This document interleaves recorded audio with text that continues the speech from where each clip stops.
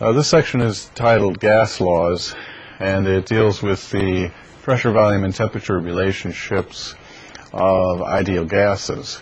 By ideal gases, we are referring to the actual physical gases that are on the far right-hand side of the periodic table, starting at the top with helium, neon, argon, krypton, xenon, and radon. They're referred to as ideal gases because they are non-interacting gases comprised of single atomic species. For instance, a helium atom in a helium gas doesn't bind to another helium atom. Any collisions are effectively elastic collisions, and they conserve momentum and energy. And so we have if you have a very dilute ideal gas, it represents a system for studying the behavior of gases that essentially is ideal, where we have a limited number of collisions and the gas is behaving in what we refer to as an ideal manner. So when we're studying gases, just as when we studied mechanics of motion, we began with starting with no friction and no air, so that we could isolate on the fundamental principles involved in mechanical motion. In the same way, when we study the behavior of gases, we want to limit any complexities at this point and study only the fundamental behavior of the gases, which is encompassed most illustratively in the ideal gas system. So that's what we mean when we're talking about an ideal gas. The gas laws that we're going to develop then and examine are based on the assumption that we're dealing with ideal gases. And then any complexities that would be incorporated beyond ideal gases, whereby atoms and molecules are allowed to interact in a gas, and there's different changes in conformation and so forth. Those complexities can be dealt with building upon the fundamental model of the ideal gas.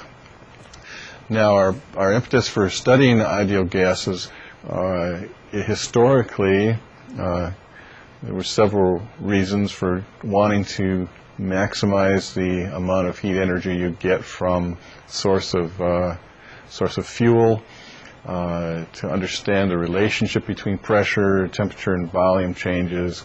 In fact, the two primary industries where this was of interest, one was in distilling of whiskey and scotch, and also, of course, in terms of industrial production, in terms of engines, steam engines, and so forth.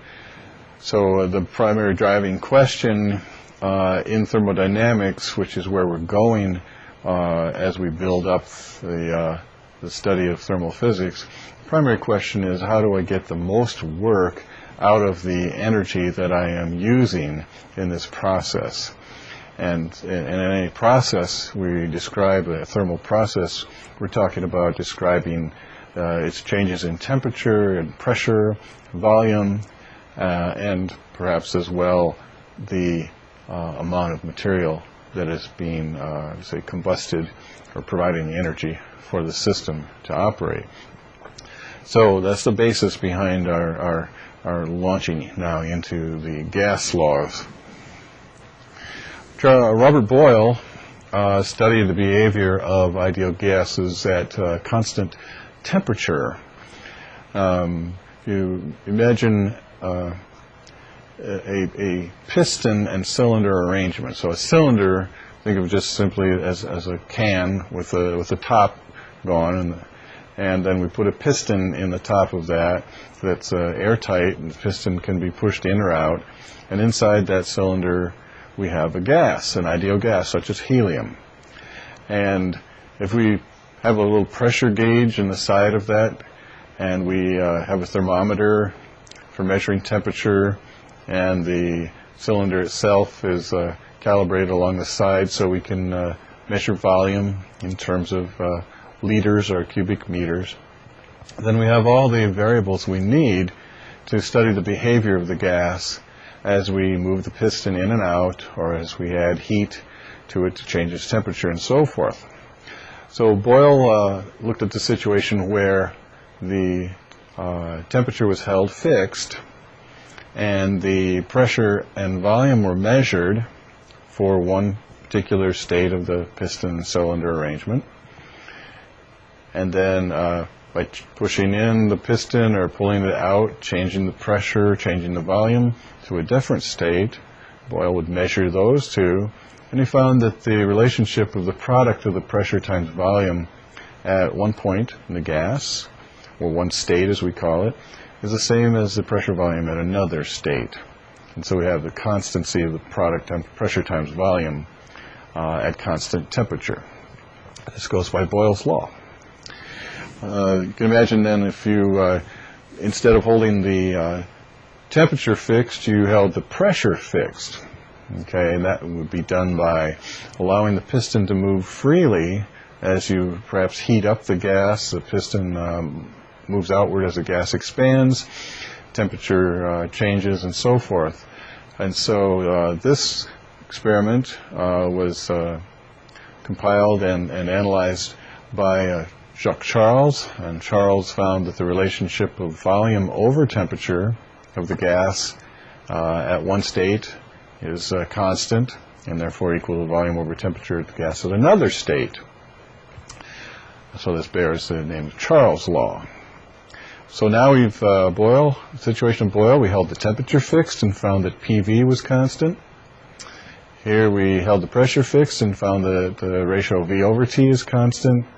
So you can imagine that the next one would be holding the volume fixed and measuring changes in pressure and temperature.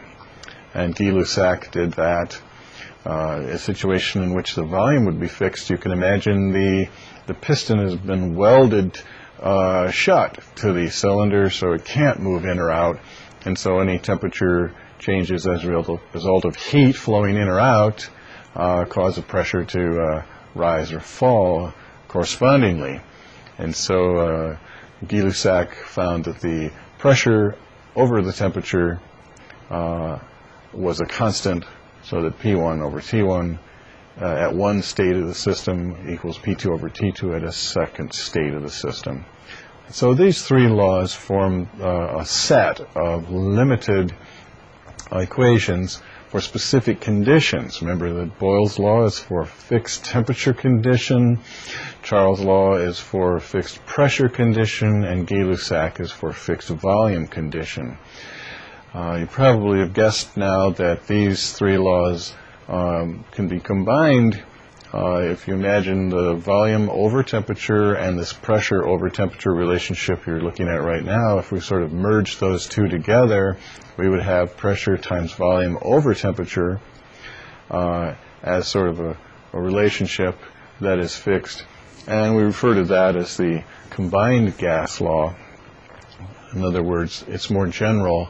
It allows us to accommodate all three situations. Notice in the bottom equation here, P1 V1 over T1 is equal to P2 V2 over T2.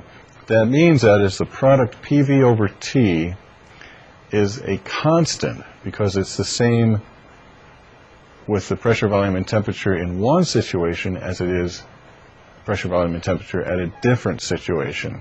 So as such, because the product PV over T is the same for two different states of the system, that means that it's actually a fixed constant.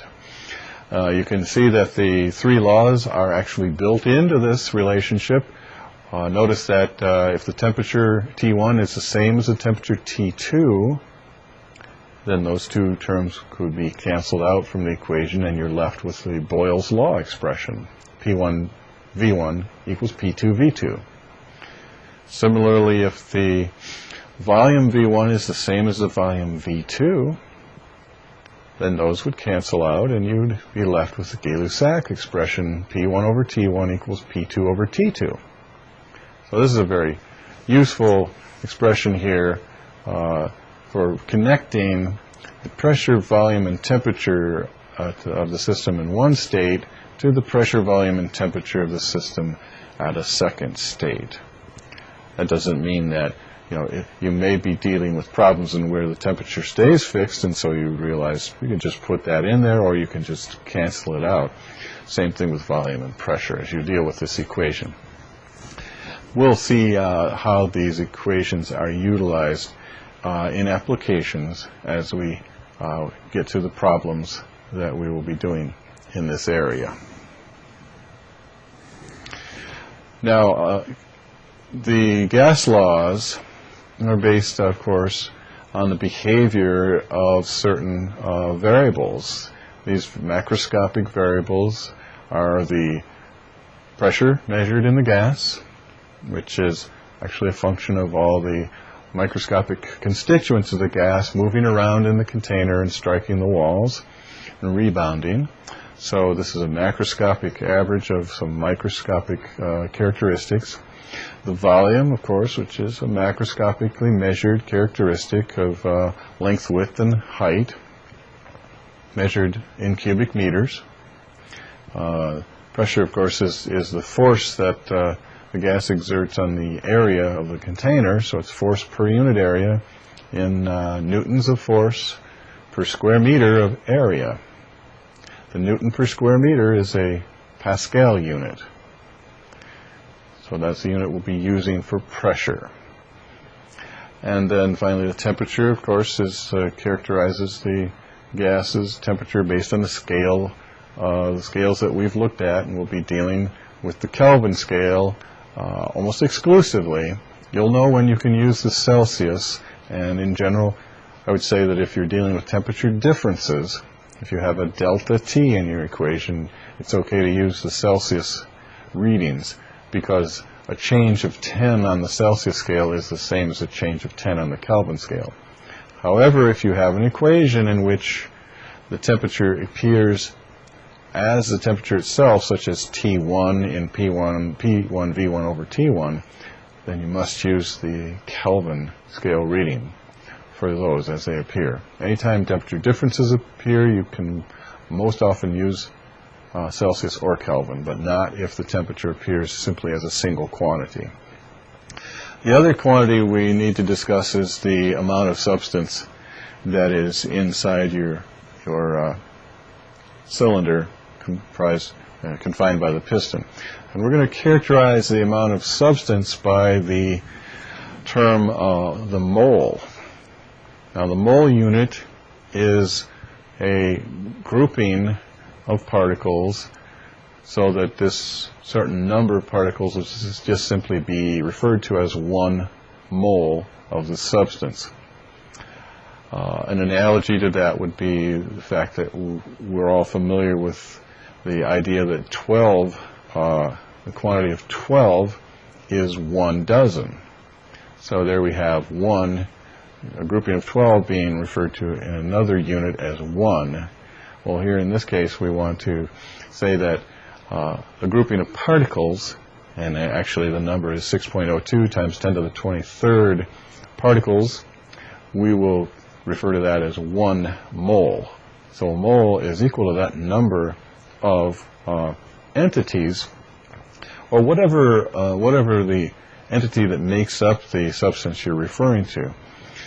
By that I mean that if you're looking at an ideal gas, say helium, and you have a mole of helium gas, it's comprised of 6.02 times 10 to the 23rd helium atoms.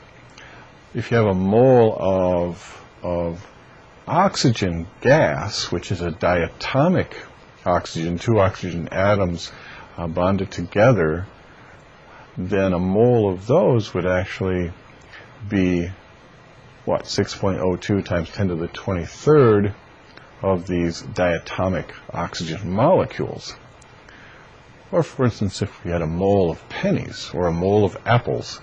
So the mole unit is just a number, and then you have to say, what is it counting? Is it counting a single object, or is it counting a molecule in the case of water, or methane, CH4, and so forth? The reason we need to have this unit is sometimes problems will be stated in a quantity of material in the cylinder, a quantity of gas in terms of grams or kilograms, and we need to be able to convert that into a mole unit, because the mole unit is going to appear in our formula for the pressure, volume, and temperature. An example showing here is that a mole of carbon, if you had a mole of carbon, that would be 6.02 times 10 to the 23rd atoms of carbon. Then you would be holding 12 grams of carbon. Similarly, a mole of oxygen atoms is just about 16 grams per mole. How you find moles is very easy. If you're not familiar with the periodic table, that's not critical, because we just need some numbers from the periodic table, and if you have one to refer to, that would be very good. On the periodic table, you'll find numbers right underneath the letter symbol for the element, and those numbers, for instance, if you were to look at carbon, you would find right underneath the symbol C probably 12.011 basically number, and that number refers to the number of grams in a mole of carbon atoms. The 12 grams, roughly 12 grams of carbon is the same number of particles as 6.02 times 10 to the 23rd carbon atoms. Well, if you notice, if you look over there, move to the right a little bit, you'll see oxygen. Oxygen is about 15.999 or so, and that is about 16, isn't it? So that's where we get the 16 grams per mole is how much the mass a mole of oxygen has. Well, we're going to need to use this because sometimes we'll be given the amount of substance in a gas in terms of grams or kilograms, and we want to convert this into moles. So the way we do that is we take the mass that we're given. Say, for instance, here we have 18 grams of water, so 18 is the mass we're given, and then we say, what is the molecular weight of this substance? Now, the molecular weight is the grams per mole of this particular substance. In the case of water, we come down here and say, since water is comprised of one oxygen atom, which has 16 grams per mole, and two hydrogen atoms, each of which have 1 gram per mole, then 2 plus 16 is 18 grams, is 1 mole of water. So 18 grams divided by 18 grams per mole, gram units cancel out, the mole unit in the denominator of the denominator becomes the numerator. 18 grams divided by 18 grams per mole leaves us with 1 mole of water in this example. We'll be doing more of these calculations in our application section. Now, as I said before, the three restricted gas law relationships, Boyle's, Gay-Lussac, and Charles, were all combined together into one combined gas law. P1 V1 over T1 is a constant, and since that equation P1 V1 over T1 is a constant, we set the ratio PV over T equal to a constant, which includes the number of moles. If we have a fixed closed container, the number of moles or substance is fixed in that container. And so the product PV over T equals a constant, and the two symbols we're using on that side are the N, number of moles, and then R, the gas constant, which is listed as 8.31 joules per mole Kelvin. And so this is known as the ideal gas law. Notice that PV divided by T is part of this relationship, and if N, the amount of material present, is fixed, And if R is a constant, that's fixed, and so we still have the relationship PV over T is fixed for a fixed quantity of gas. So don't forget that the pressure is measured in pascals, which is a Newton per square meter. The volume is measured in cubic meters. The temperature is measured in Kelvin. You know that because the unit here on the gas constant includes Kelvin, so you have to measure the temperature in Kelvin. And the number N is the number of moles. That's got to be measured in moles as well. Okay? So we're maintaining the consistent usage of our SI system units. And if you recall, the SI system started by defining the meter and the kilogram and the second. And now we have the Kelvin temperature scale to go along with that. And the units, the derived units of energy, which is joules, right? And then the derived unit of pressure, which is the Newton per square meter. And the Newton, of course, is the derived unit of kilogram meters per second squared. So let's keep the consistent usage of these SI units. Always convert your units, anything you see, convert it into meters, kilograms, seconds, so that then when you calculate your numbers, you're going to be getting the right values for pressure, volume, and temperature, and so on.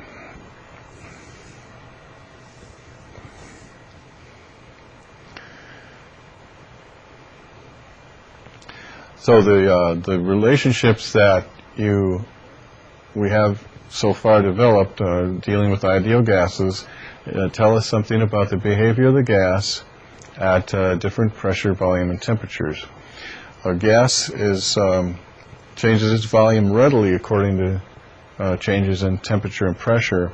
We'll look at the behavior of other materials, solids, which obviously don't expand as dramatically as gases do under the influence of temperature, as well as liquids.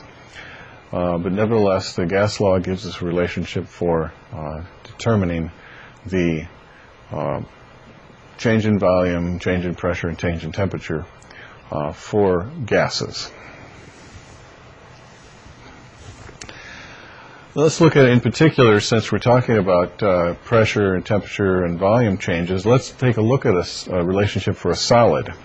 This is a representation of a rod, which we kind of think of as a one-dimensional construct because it only has length. We realize that it shows it has a width, doesn't it? But the width is irrelevant here. We're really talking about a rod, a very thin rod, at a temperature of T0 and length L0. So here we see a rod of length L0 at some temperature, starting temperature we'll call T0. If we heat that rod up, it changes its length from its original L0 to a new length, which adds a little change, delta L, to its original length.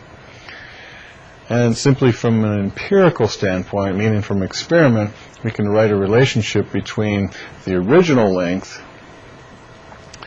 okay, and the new length, or the change in length, according to the formula at the top, which shows us that the change in length is equal to a coefficient alpha,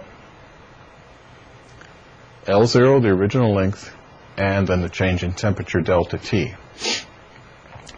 Here's a case where you could express your temperatures in Celsius, once again because the original temperature T0 and the final temperature T, if expressed in Celsius or Kelvin, the change will still be the same difference, won't it?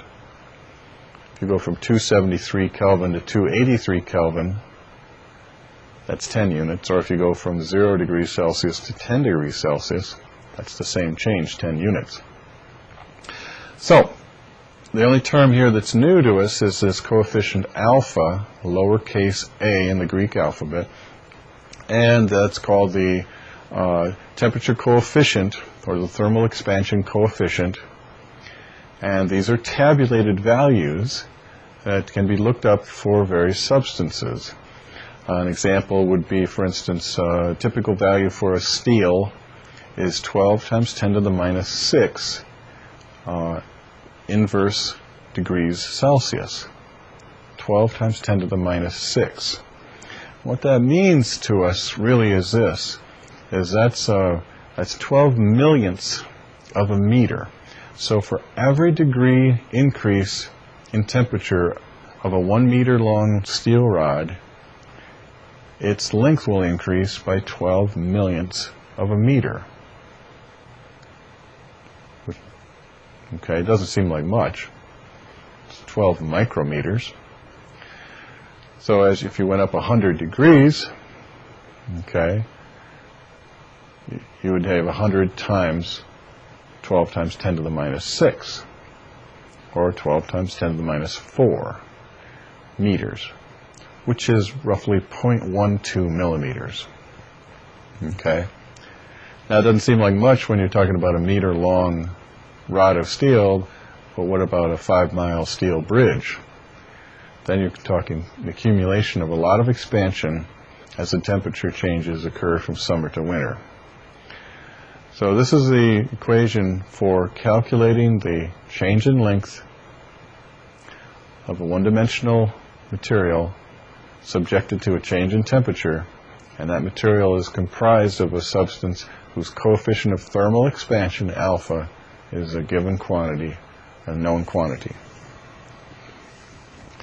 Now you can imagine that expansion or contraction in one dimension is no different than expansion or contraction in 2 or 3 dimensions. If you have a plate or if you have a volume, a cube, you're expanding in each case in 2 directions or 3 directions respectively. And the same relationship applies, simply apply it to each direction. For instance, here we see with a volume expansion, we end up with the relationship down here. We'll focus on this. Don't worry about all that derivation. It's just showing that the new volume is the old volume plus a coefficient of expansion, which is really 3 times the one-dimensional thermal coefficient, alpha, times the old volume and the temperature change. So we have summarized in your formula sheets, and we'll use these in our application section for these problems, how you apply one-dimensional linear expansion, 2-dimensional areal expansion, or 3-dimensional volume expansion relationships. Just want to point out that while a typical steel rod would expand as it's heated and cooled, contract as it's cooled, acting essentially very linearly according to our formula delta L equals alpha L0 delta T. There are some substances such as water, Kevlar and carbon that behave oddly. In particular here water, we see, if we're looking at the density of water, which is its mass divided by its volume. So notice that at freezing point, or just we're talking about liquid water at 0 degrees Celsius, has a certain density. The density actually increases, okay, as we reach around 4 degrees Celsius. So what's happening here? If the density increases, that means that actually the volume the water occupies is actually decreasing, isn't it? Because the volume's in the denominator. So if you have a gram of water occupying a certain volume at 0 degrees Celsius, that gram of water will occupy a smaller volume at 4 degrees Celsius. And then the density then drops from there on. So that's a little different than just something that's simply, if you heat it up, it expands and the volume increases and the density drops. Here we actually see the density increasing over this range from 0 to 4 degrees. One application of the thermal expansion of a rod is the stress that can occur in a confined rod that is fixed by boundary conditions.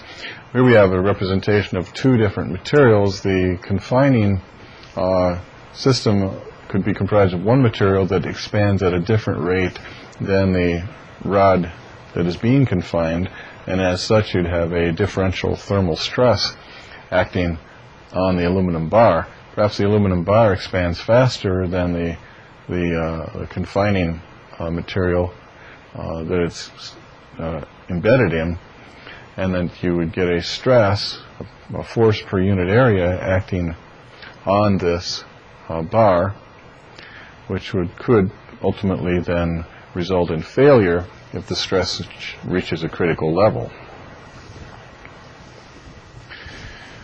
Thermal stress can be calculated by realizing that stress is defined as force per unit area, and then strain is the length change of the rod if it were free to expand divided by its original length. Now, while we know the formula for the change in length, that's just our alpha L0 delta T relationship. So we can say, well, with that plugged in here, strain can be defined as simply alpha over delta T. So the relationship between stress and strain in material science, stress over strain, is force per unit area divided by thermal coefficient alpha divided by delta T. This is known, stress over strain is defined as Young's modulus. So if the material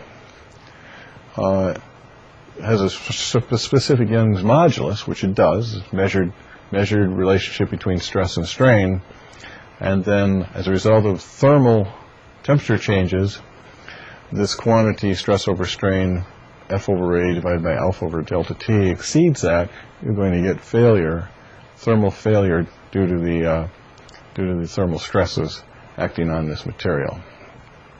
So here we see that in the end, thermal stress is defined as alpha delta T times the Young's modulus. The Young's modulus, again, is just a quantity you can look up in a table relative to the material you're dealing with. Same is true with alpha, the thermal coefficient of expansion.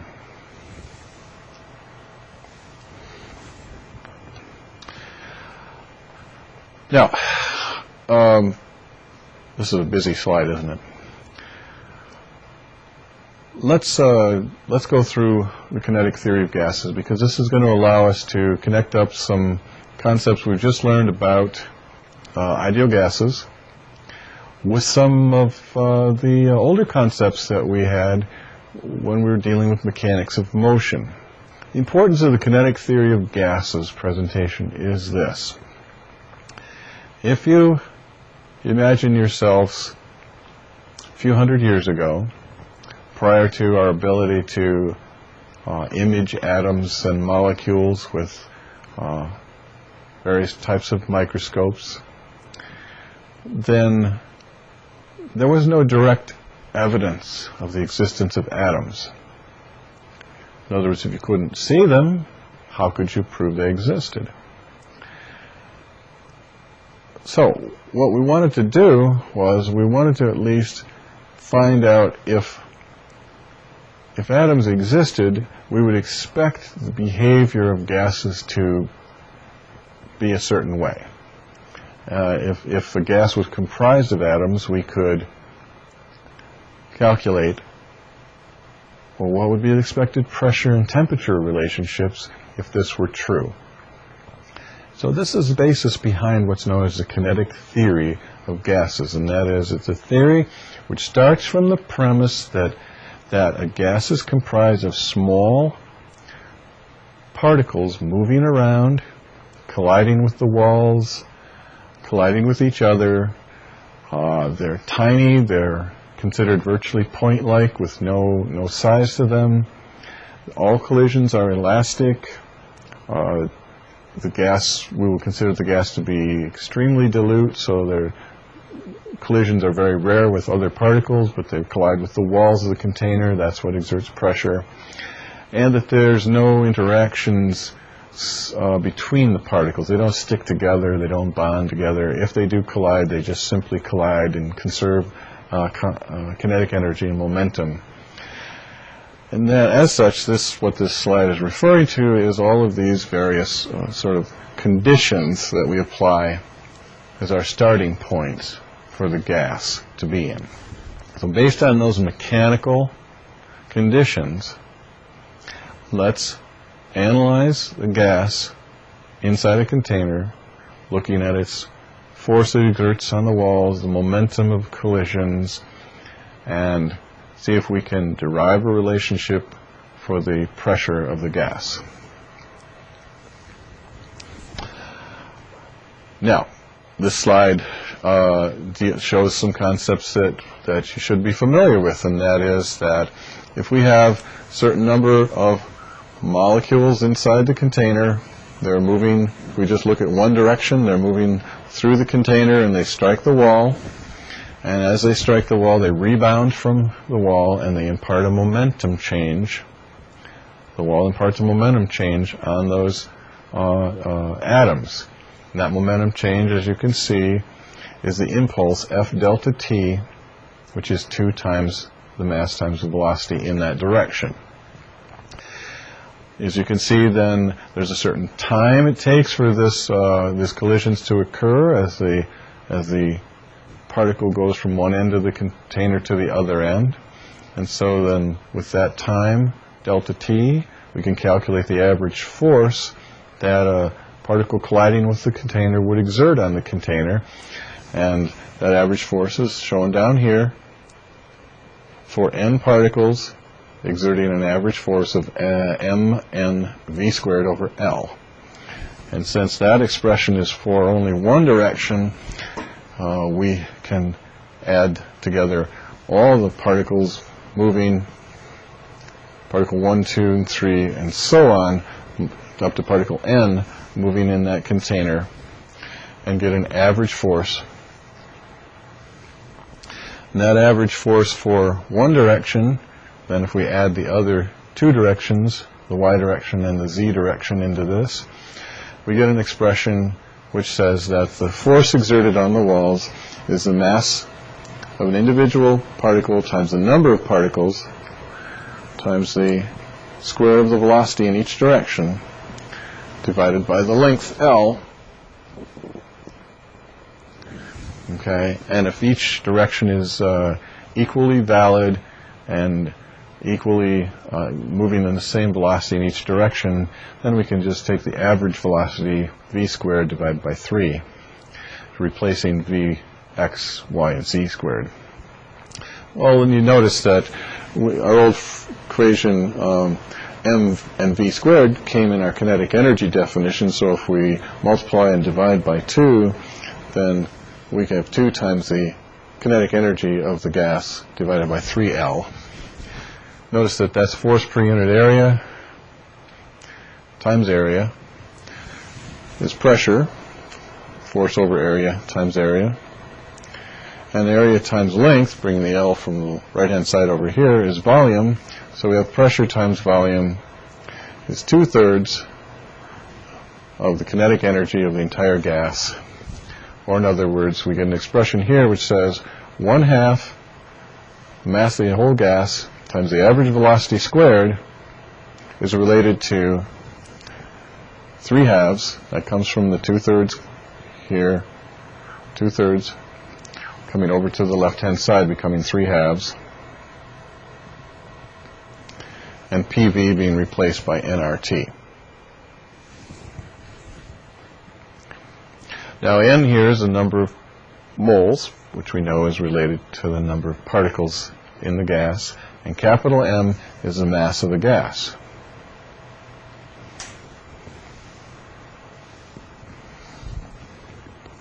So we would like to now relate this to the microscopic aspect of the gas, not the whole mass of the gas, but the individual particles.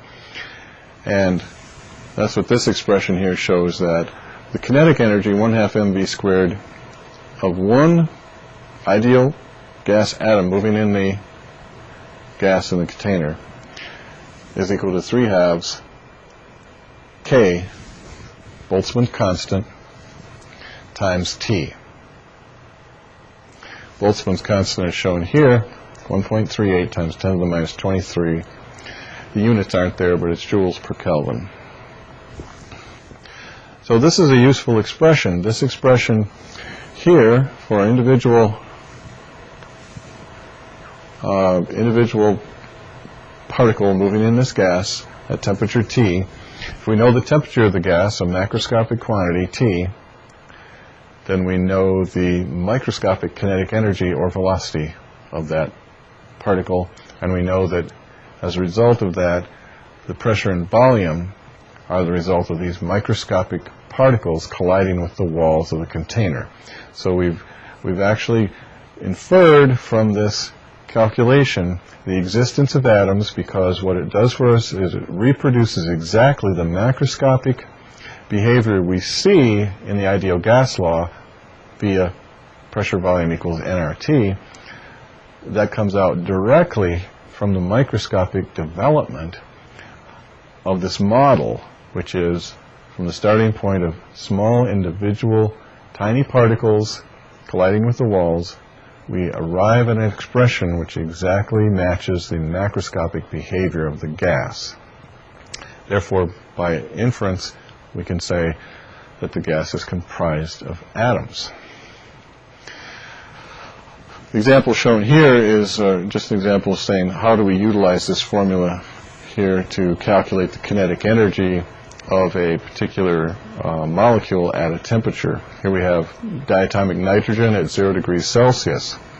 Well, notice that the fact that it's diatomic nitrogen really doesn't matter in this case. If we want to know the kinetic energy is just 3/2 times the Boltzmann constant K times T. A little later on, we'll see that diatomic nitrogen actually has a different coefficient in front of here because it's a diatomic molecule. It has other degrees of freedom that would actually convert this 3/2 coefficient into 5/2. But for now, it's enough to say in a broadly qualitative sense that if you know the temperature of the gas, then that temperature can be utilized to calculate the average kinetic energy of the particles that make up the gas. That's the beauty of the kinetic theory of gases. Again, as we said, that consequences of the kinetic theory are that it provided a indirect validation for the existence of atoms, and it related the kinetic energy of the gas to the temperature, which is an important consequence.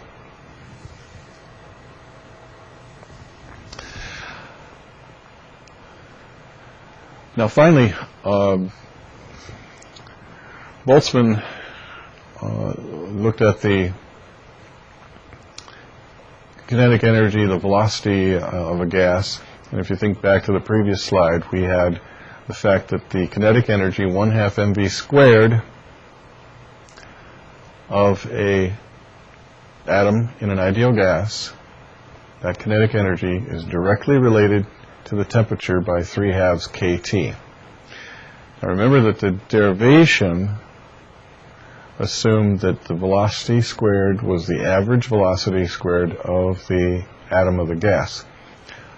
And as such, as you know, that in a gas, molecules and atoms are colliding with walls and with each other, and so they're not all moving at the same speed. Some may be moving very fast, some may be moving very slow. The bulk of them will be moving within the range of sort of an average value, and that's the number that goes into the kinetic theory of gases, is that average value. But Boltzmann showed us that there's a distribution of these kinetic energy values, as shown by the chart here, that yes, indeed, there are a great number of objects moving at that average value of the peak of the graph, but there are some moving very slow and some moving very fast. And so the Boltzmann distribution is very useful because it helps us to understand the process of, say, evaporation or evaporative cooling. For instance, in a gas, in let's say, take a liquid for example. Why do water molecules evaporate from the surface of a liquid? Well, even in that water, some of the molecules are moving faster than others, and some are out here, not at the low end of this kinetic energy,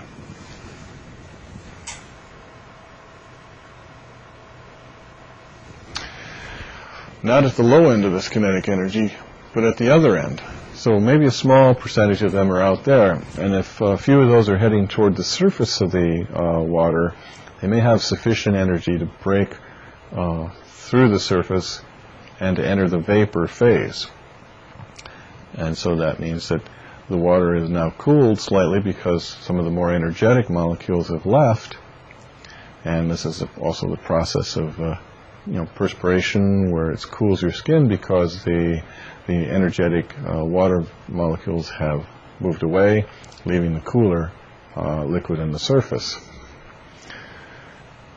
And this distribution is known as the Boltzmann distribution. It just recognizes the reality that at any temperature of a gas, you have a distribution in which many of the molecules are at this average value, and then a small percentage are either at the higher or lower values. This distribution will change as the temperature increases. The distribution will move to the right and flatten out a little bit. If the temperature decreases, the distribution will shift to the left and become more steep and narrow. But at any rate, this helps us to understand that the kinetic energy distribution is related to the temperature of the gas through the average value of that kinetic energy. We will be doing problems using the ideal gas law, the combined gas laws, the thermal expansion of materials, as well as the kinetic theory of gases in our application section of the gas laws problems. Thanks.